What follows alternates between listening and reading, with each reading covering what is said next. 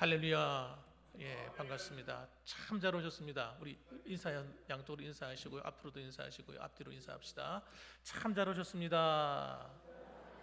하나님은 당신을 사랑하십니다. 감사합니다.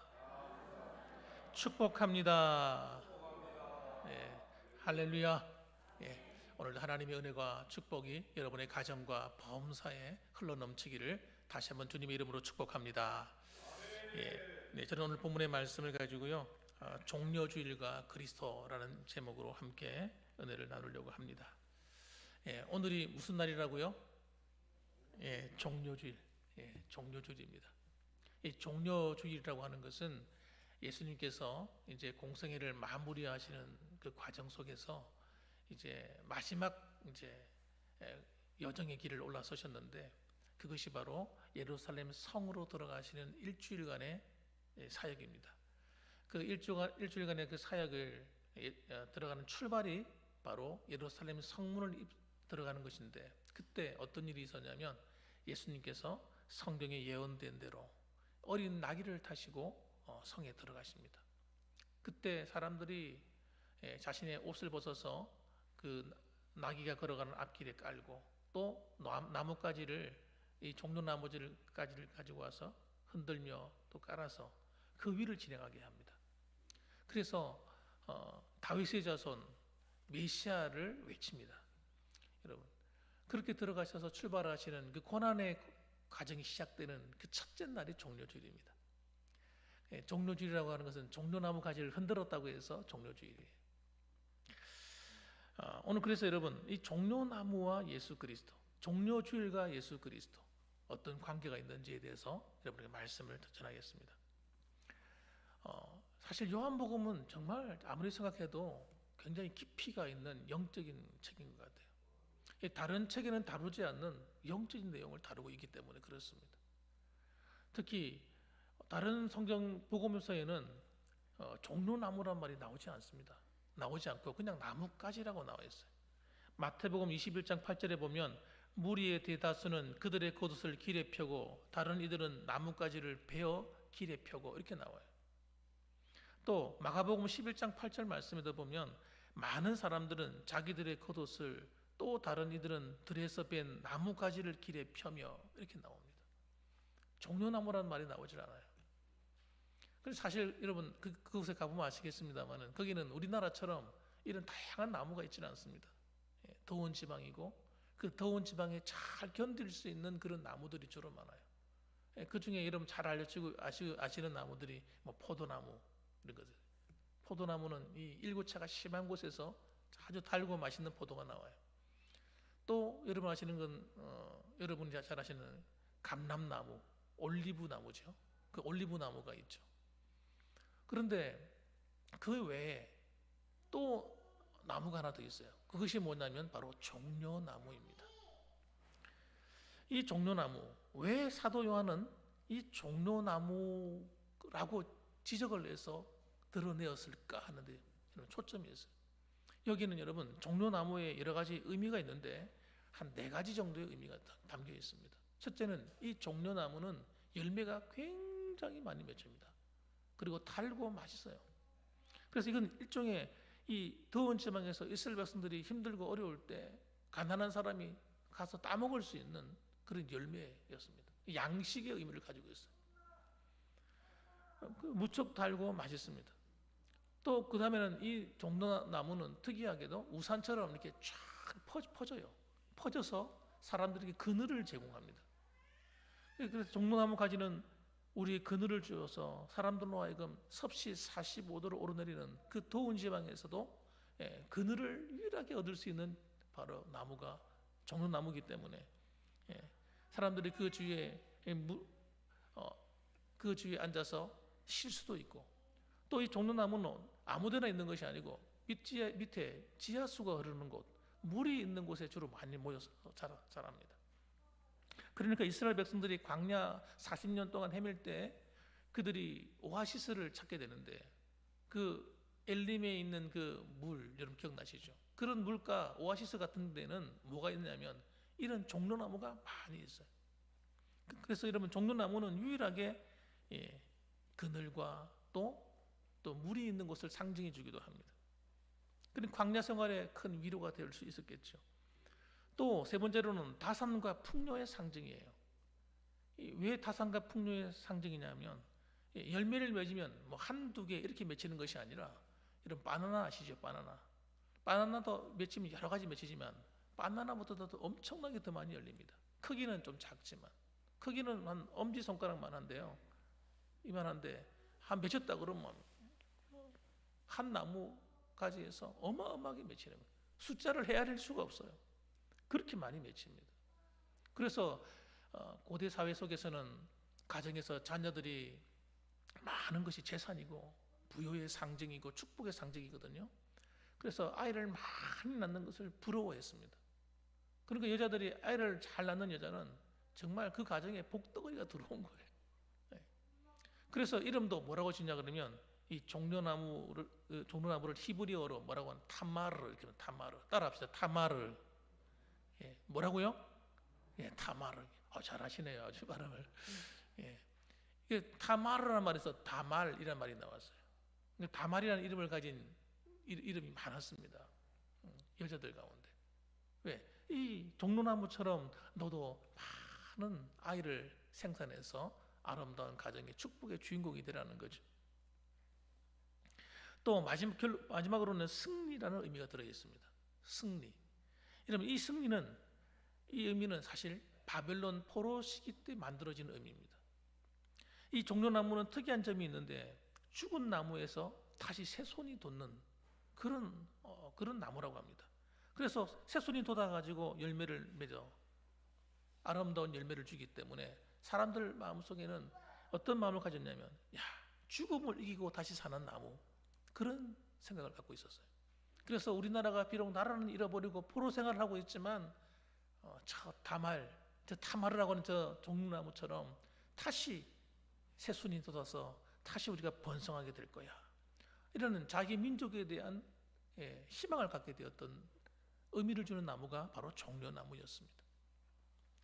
그래서 여러분 이 종려나무를 통해서 주님께서는 이 사도 요한의 그 고백을 통하여 우리에게 주시는 의미가 있는 것이에요. 그게 뭐냐? 첫 번째 따라합시다. 종려주일은 광야 같은 세상에서 인생의 위로자가 되시는 예수님을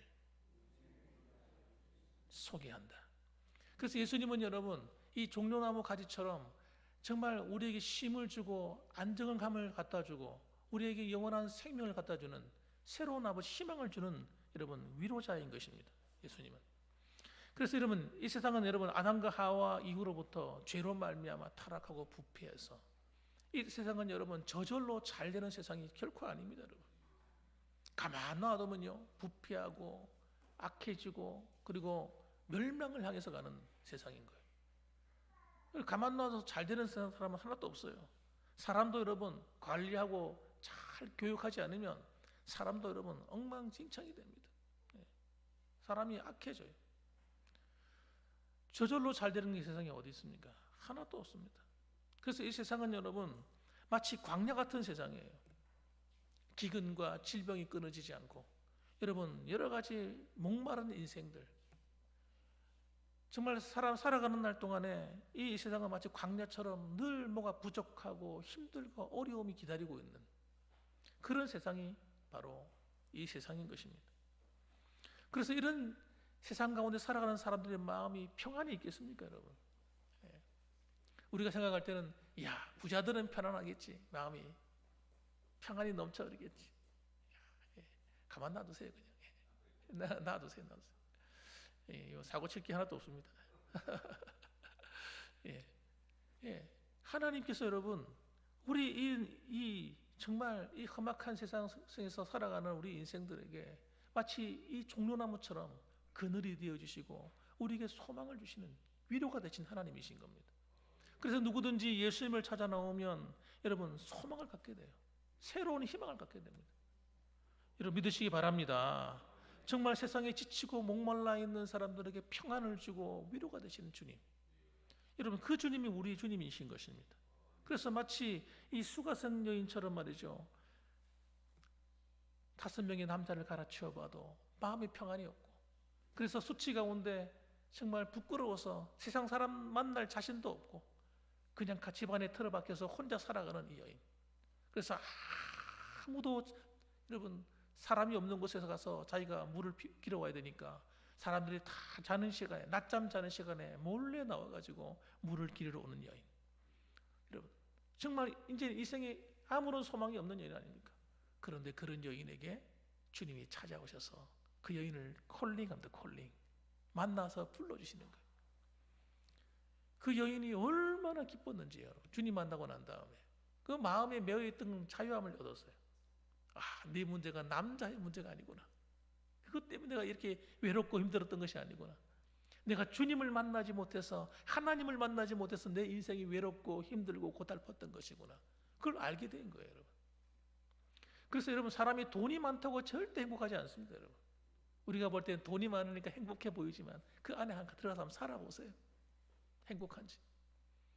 야, 서울대학 나오고 학박사가 따고 그래서 잘 먹고 잘 사고 잘 나가는 인생이 되면 그 사람은 행복하겠지. 그곳에 들어가서 한번 살아보시라니까. 과연 행복한지. 여러분, 하나님이 없는 인생은 여러분 절대 행복할 수가 없어요. 공허한 거예요. 공허. 이루 말할 수 없이 공허해요. 세상에 나가서 인생의 쾌락을 누리고 온갖 즐거움을 다 가져보세요.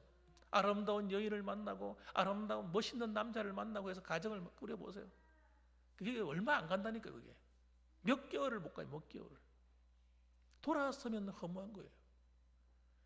여러분, 하나님이 없는 사람들은 진정한 위로가 없습니다. 그래서 여러분, 예수님을 믿는 것만이 우리에게 진정한 위로와 희망이 되는 줄 믿으시기 바랍니다. 그리고 그 주님을 소개하는 겁니다. 뿐만 아니라 예수님은요, 고난 가운데, 환난 가운데 있는 사람들을 위로하시는 사람이에요. 어떤 사람들은 여러분 참 힘들고 어려운 인생을 사는 사람들이 있어요. 고린도후서 1장 4절 말씀 보면 우리의 모든 환난 중에서 우리를 위로하사, 이렇게 소개합니다.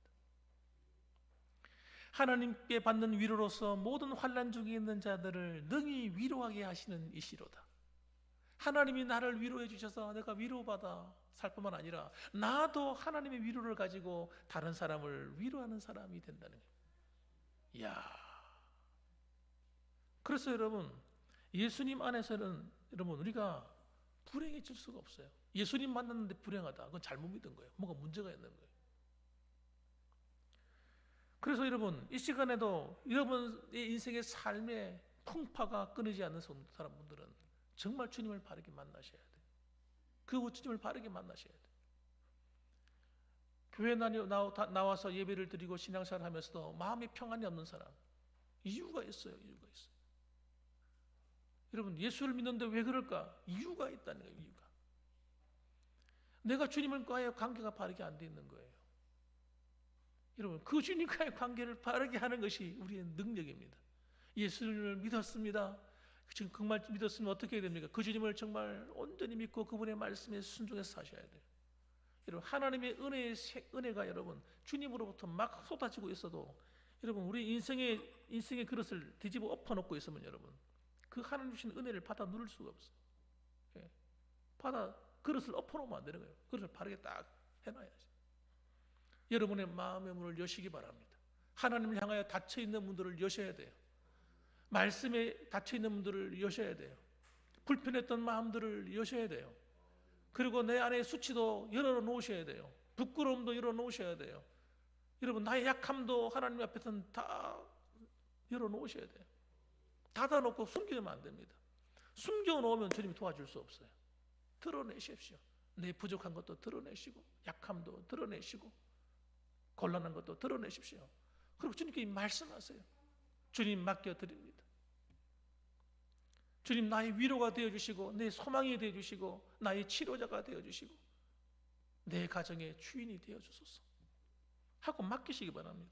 자꾸 맡기셔야 돼요. 맡기는 게 믿음입니다, 여러분. 믿음이 없는 사람은 절대 맡길 수가 없어요. 자꾸 자기 머리를 가지고 자기 힘으로 다 해결하려고 합니다. 여러분, 자기 머리로 자기 힘으로 해결할 것 같으면 왜 예수님 믿습니까? 주님께 자꾸 맡기고 또 기도하십시오. 주님이 도와주실 겁니다. 왜? 그렇게 하려고 이 땅에 오셨기 때문이에요. 그래서 시편 147편 2절에 보면 이렇게 말씀합니다. 여호와께서 예루살렘을 세우시며 이스라엘의 흩어진 자들을 모으시며 상심한 자들을 고치시며 그들의 상처를 싸 매시는도다. 싸 매신다. 상처를 치료한다 이 말입니다. 고친단 말입니다. 우리의 삶들을 치료하고 고칠 수 있는 분이 누구냐? 바로 우리 주님이십니다. 그러니까 여러분, 예수 믿는 사람들에게는 소망이 불같이 일어나는 거예요. 주님을 바로 알게 되면요, 소망이 일어납니다. 두 번째는 여러분, 이 종려절의 예수님은 따라합시다. 나의 왕으로 오신 분이다.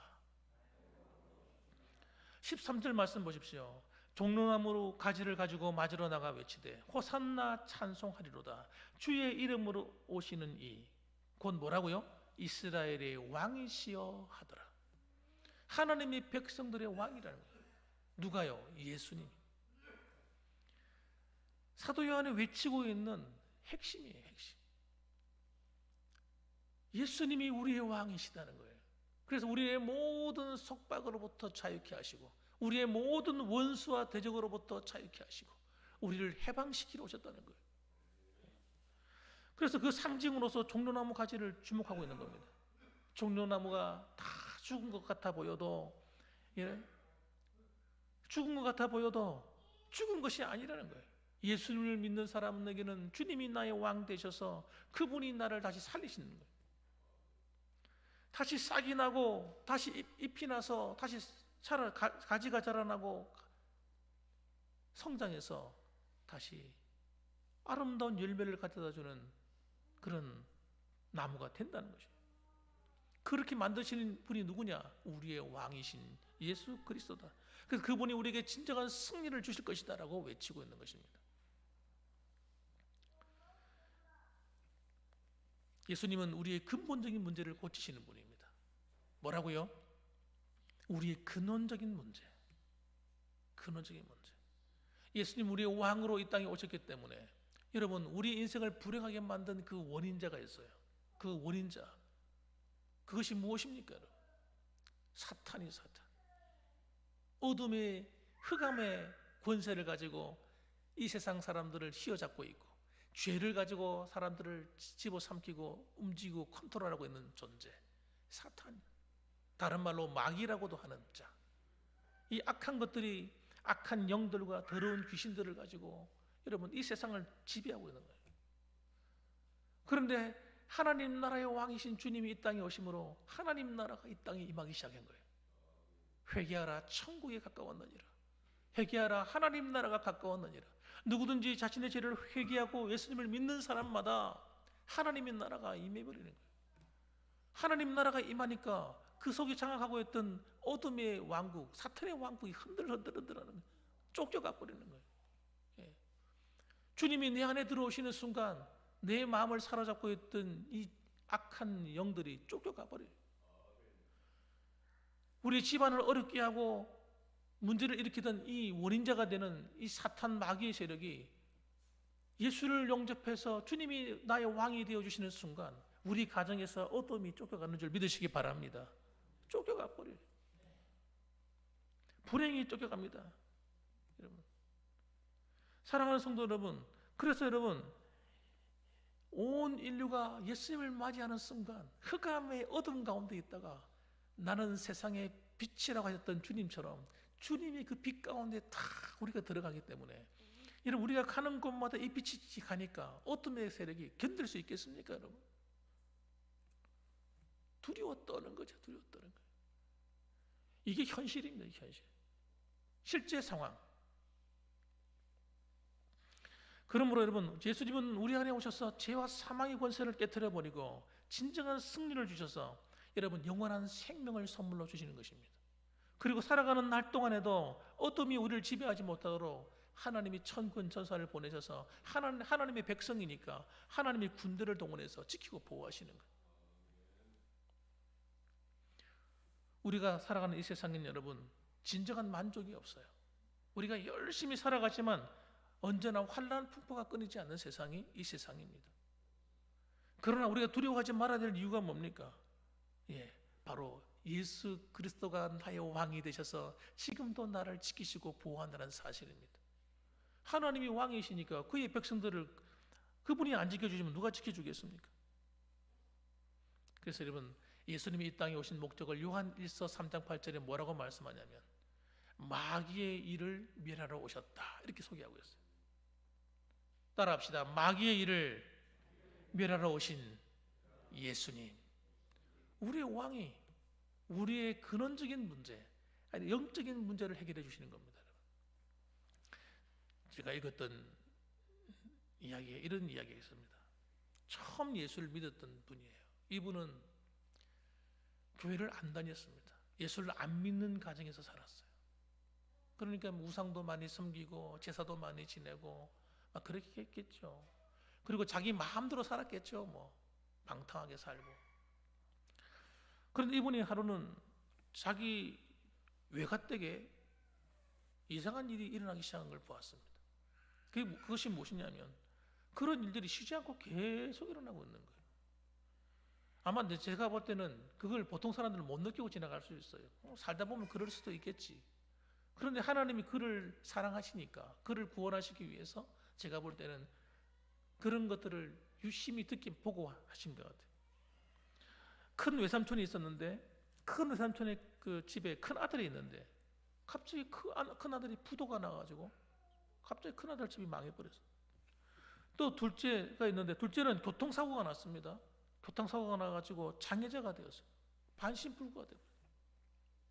또 조금 있는데 막내가 있는데 막내는 심장마비가 걸려가지고 33살의 나이에 죽었습니다. 둘째 외삼촌도 있습니다.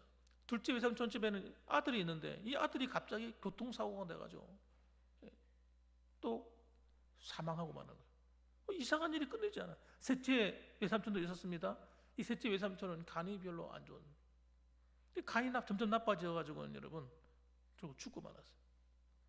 또 외가반이 아니었어요. 자기 밑에 동생 셋이 있습니다. 자기 친가에 동생들이 셋이 있는데 둘째는 정신질환자예요. 그리고 셋째는 사회에 적응을 못해가지고 혼자 살고 있어요. 막내는 정신질환자로서 자살을 했습니다. 그 정신적인 질병이 끊이죠. 이런 집안들은 주로 우상을 많이 섬기고 귀신을 많이 섬기고 이러면 이런 일이 생깁니다. 그래서 자살했죠, 막내는. 그런데 어느 날 친지들의 모임에 가려는 어머니와 동생이 또 무서운 소식을 들었어요. 어떤 소식이냐면 먼저 출발한 봉고차가 전복이 돼가지고 일가족 전체가 다 6명이 다 죽어버려요. 그런 사고가 벌어졌다는 거예요. 그것도 병원에 갈 틈도 없이 그 자리에서 다 죽었다는 거예요. 이분이 어느 날 이런 소식을 듣고 있는데 등골이 소요, 뭐요? 그냥 등골이 그냥 서늘한 거예요. 대체 우리 집에 왜 이런 저주 같은 일이 일어날까? 불안했습니다. 무서웠습니다. 그리고 자기에게도 틀림없이 이런 나쁜 일이 찾아올 것 같았다는 거예요. 그리고 그 위기를 느끼기 시작했습니다. 그 불안한 날을 보내고 있는데 어느 날 또다시 큰 외삼촌이 돌아가셨다는 소식을 들었습니다. 그래서 빈소가 있는 합천으로 달려갔다고 합니다. 그 합천에 가가지고 장례를 마치고 돌아오는데 그 고향에 보이지 않던 그동안에 없던 교회가 하나 있는 걸 보았어요. 그래서 보는 순간 뭔가 말할 수 없는 마음의 감동이 일어나는 거예요. 나 교회 가야 되겠다. 교회 가야 살 것 같아. 이런 마음이 막 생겨나는 거예요. 그래서 이제부터 하나님을 믿어야 되겠다. 예수님 믿어야지. 그래서 그분이 그래가지고 교회에 나왔다는 거예요. 교회에 나와서 정말 예수님을 믿고 난 다음에 하나님의 은혜와 평강을 누리게 되었는데 그 이야기가 기독교 방송에서 흘러나오는 그런 이야기가 있었습니다. 그분이 또 그때부터는 다른 방송도 안 들었다 그래요. 기독교 방송을 들으면서 기도하고 하는데 그래서 어떤 얘기를 하냐면 보혈의 능력에 대한 얘기를 하나요. 보혈의 능력. 예수님이 그 보혈이 우리를 지키고 보호해 준다는 거예요. 그래서 그가 그때부터 예수님이 십자가의 보혈을 의지하기 시작했다는 거예요. 그리고 난 다음부터 정말 그 가정에 평안이 임하고 하나님이 함께하는 그 구원의 은혜를 누렸다는 겁니다. 그리고는 그 가정을 괴롭히던 그런 사건들이 사라져버렸다는 거예요. 사랑하는 성도 여러분, 정말 저주의 행진만 그친 것이 아니고 그 가정에는 좋은 일이 일어나기 시작했어요. 그때부터. 어머니가 건강해지고 어려운 IMF 때에도 승승장구하고 정말 좋은 일이 일어나고 축복의 행진이 일어나기 시작했다는 거예요. 여러분 그렇습니다. 예수님이 그 가정에 찾아오셔서 그 가정이 왕이 되어주시면, 예수님을 영접해서 그 안에 주인이 딱 되시는 순간 주님께서 그 가정을 다스리기 시작하는 거예요. 지켜주기 시작하는 거예요. 그러므로 여러분 이 좋은 예수님을 어찌 우리가 모시고 살지 않을 수 있겠습니까? 마지막 세 번째로는 여러분, 이 종료주일의 예수님은 따라합시다. 나의 왕, 나의 주인으로 모시고 살아야 된다 하는 겁니다. 그렇기 때문에 어떻게 해요? 결론적으로 예수님을 정말 나의 왕, 나의 주인으로 모시고 살아야 합니다. 이 말뜻을 알고 하셔야 돼요. 우리가 예수님을 영접한다고 하는 것은 영접하는 자, 곧 그 이름을 믿는 자들에게는 하나님의 자녀가 되는 권세를 주시는데, 하나님의 자녀일 뿐만 아니라 여러분 우리 하나님의 백성이에요. 그분이 내 안에 오셔서 탁 오시는 순간 어디 계시겠어요? 내 마음의 가장 중요한 영적인 지성소인 그 한가운데 계시지 않겠습니까? 그분이 나를 내 마음의 왕자에 앉으셔서 나를 다스려 주셔야 그때부터 평안이 임하는 거예요. 그 자리에 내가 올라앉으면 안 돼요. 내가 올라앉으면 그 마음의 왕자에 다른 것이 우상이 올라가 있으면 안 된다. 우상, 내가 좋아하는 사람, 내가 좋아하는 돈, 내가 좋아하는 그 다른 것이 올라가 앉아 있으면 여러분 그건 하나님을 대대로 내 왕으로 모시지 않은 겁니다.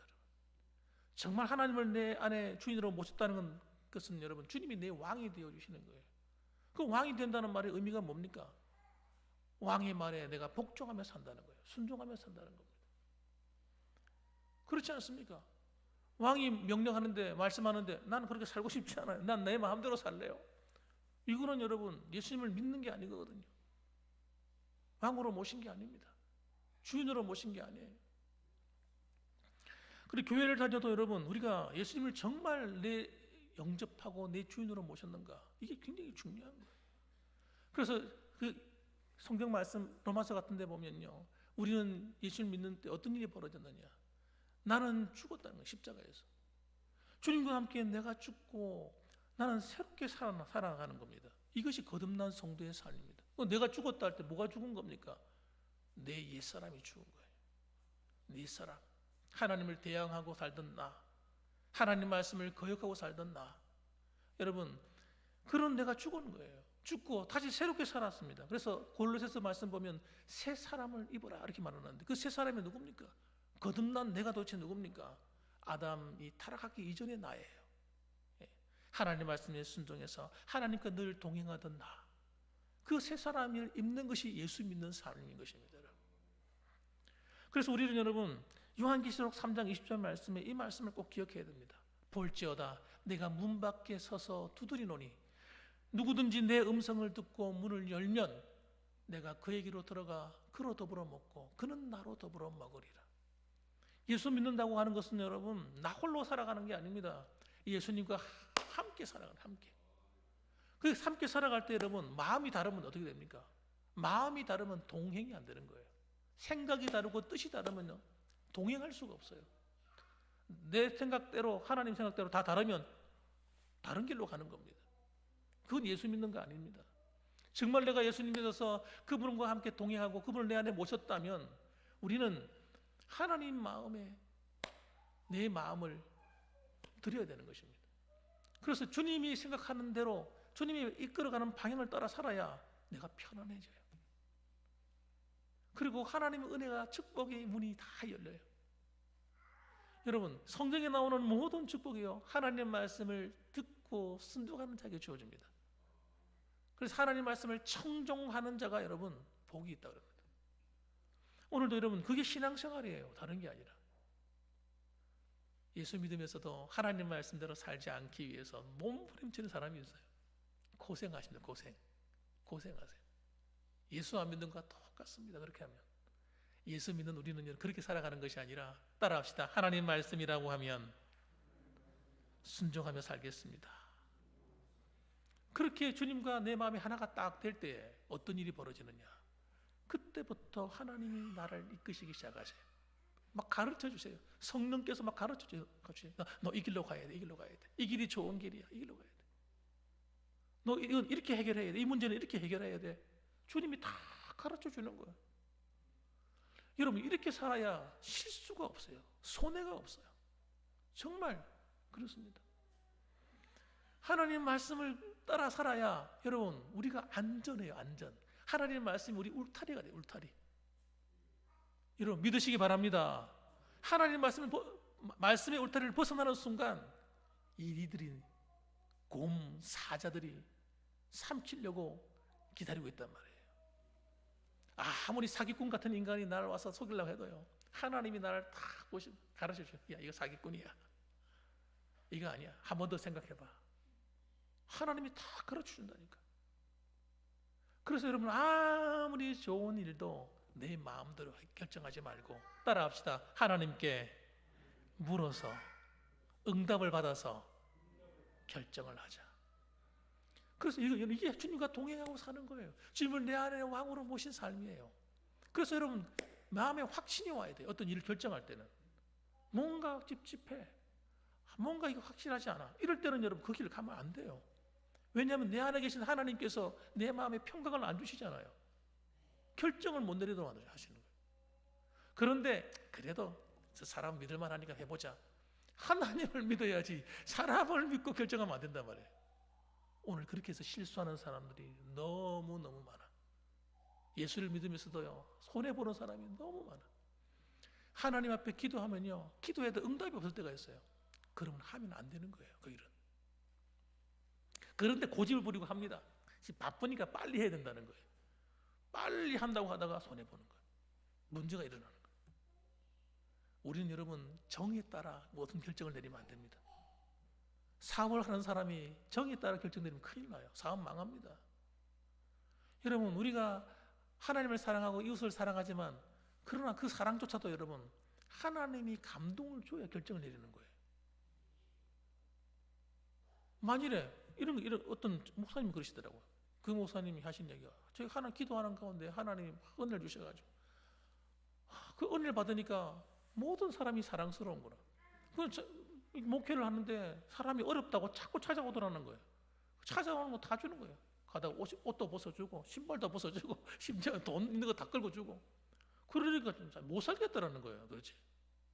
그런데 하나님께서 하나님 내가 왜 이렇습니까? 하고 기도하니까 하나님이 말씀하시는 거예요. 야 선한 일을 할지라도 너 나한테 물어봤냐? 너 물어보고 하는 거야? 여러분 하나님이 물어봐서 허락해야 되는 거예요. 여러분 예전에도 목회할 때 보면 여러분 교회들 큰 교회일수록 그래요. 큰 교회일수록 사방에서 도와달라는 편지가 막 몰려옵니다. 그거 다 도와주면 어떻게 됩니까? 교회 재정 바닥 나버립니다. 그게 하나님 뜻 아니란 말이에요. 하나님의 뜻은 이런 많은 것 가운데 하나님이 도와주라고 하는 하나님의 응답이 있는 사람을 도와줘야 되는 거예요.